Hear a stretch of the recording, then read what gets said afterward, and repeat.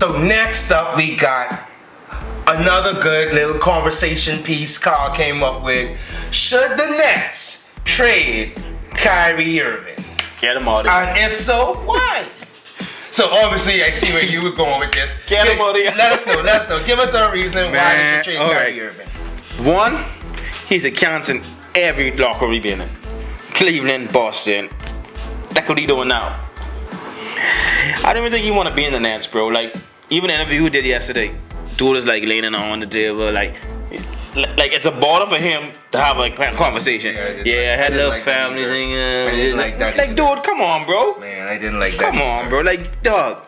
I feel if they trade him, they could get a third tier star. Mm-hmm. You know what I mean? You ain't lose. I mean, you technically you're really losing if you trade for Paul George. Mm-hmm. And you get a defensive player now who can help play some D that they need. Mm-hmm. You see what I'm saying? Matching money. Yeah, matching money. And you got a point guard on the Clippers.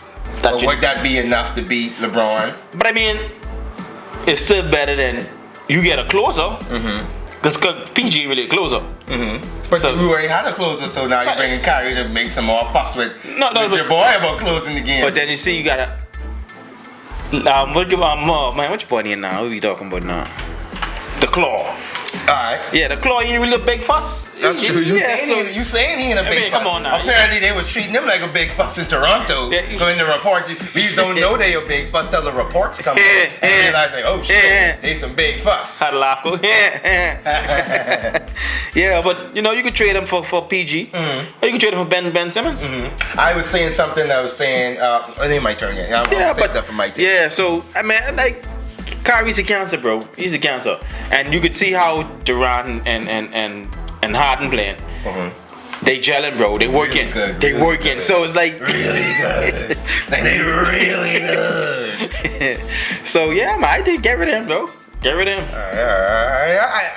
I hate to do it, but I must agree with you. When the person was posing me, initially I was thinking no, but I actually decided to go with yes. And yes, because I've watched 2 games now with the Nets without Kyrie. And that's why I said to you before, like, I think I sent you a message like, yo, he better hurry up, come back, because this looked too good. The gravity that we saw, the chemistry, the passing, it didn't even look like you get yours. No, like, they come to me, I throw it to you. They come to me, I throw it to you. Katie and Harden looked amazing. I wish we got to watch the rest of the game. We was watching earlier. But I want to see the highlights and see how it turned out. So I was initially saying yes, let's trade him. Let me look at some of my points I got over here. He's the distraction. You know what I'm saying? He's a distraction, and he's not enough of a distraction where the game is so good. Like, KD game is so good, you could be a distraction. Kyrie, these 2 guys are better than you. You can't be the distraction. So that's my first thing. Second thing is the closing lineup. Obviously, you're not going to put none of them on the bench. So when they close in, what their lineup going to be? Durant playing the 5? You know what I'm saying? Kyrie and James Harden are your lead guard defenders? I don't like none of that. You know what I'm saying? You're gonna have to have Joe Harris on the court. Let me say it one more time. You're gonna have to have Joe Harris on the court because that's your shooter. Yeah. So what are they gonna do? So that's the things I worry about. That when you plug Kyrie in, you get smaller. You add more responsibilities on Harden and Durant defensively, and I don't like none of that. That was one of my main points. And then I think KD deserves better than this. That's my last point. KD deserves better than this. KD just come off an injury. He wanted to prove that he's the best player in the world. He didn't get to do it in Golden State. That's why he wanted to leave a team. He let Kyrie convince him, or I don't know if they came up together, but it seemed like Kyrie convinced him, let's go to the Nets. And now we get to the Nets and Kyrie just all over the place. You can't even get a consistent 2 weeks out of him.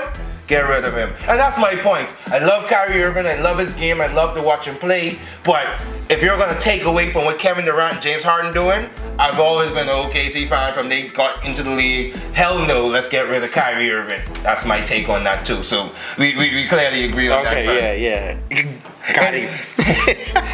Any last points you want to give on this one? Yeah, I mean, hey, yo, the Nets look good. Get rid of him. Get a player, like defense. I said. Yeah, defense. That's what I'm supposed to say. I saw option of it, not option of a trade, but someone suggested a trade. Shout out AM Hoops. He soon get the 100,000 subscribers, so help that guy out. Let me stop saying. He soon get the 100,000 subscribers. Help that guy out. But he said the best trade, and he's the only trade he see the Nets making with Kyrie Irving is to Orlando, and getting back Aaron Gordon, and getting back Al-Farouq Amino. Two defensive pieces, and then Aaron Gordon will give you a lot of athleticism and a little bit of scoring as well as defense. And he sees that being making the Nets an unstoppable team, and I couldn't argue with that. But I don't see that, man. The Orlando Magic, you don't see it for that side. Yeah, because you give away two. Not two. You give away one and one strong piece. Yeah, Amino is a piece that he's defense. He's gonna be around the league with different defensive teams. But what else there for Kyrie in Orlando, bro?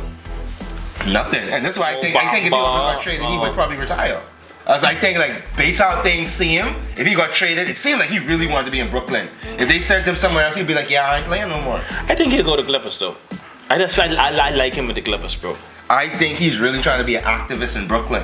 So outside of basketball, it seems like he's really trying to be. So if you watch this interview, it seems like he's really trying to be an activist in Brooklyn. I don't think he'll say, yeah, y'all can send me wherever y'all want to go. I don't think he with that slave master type of mindset anymore.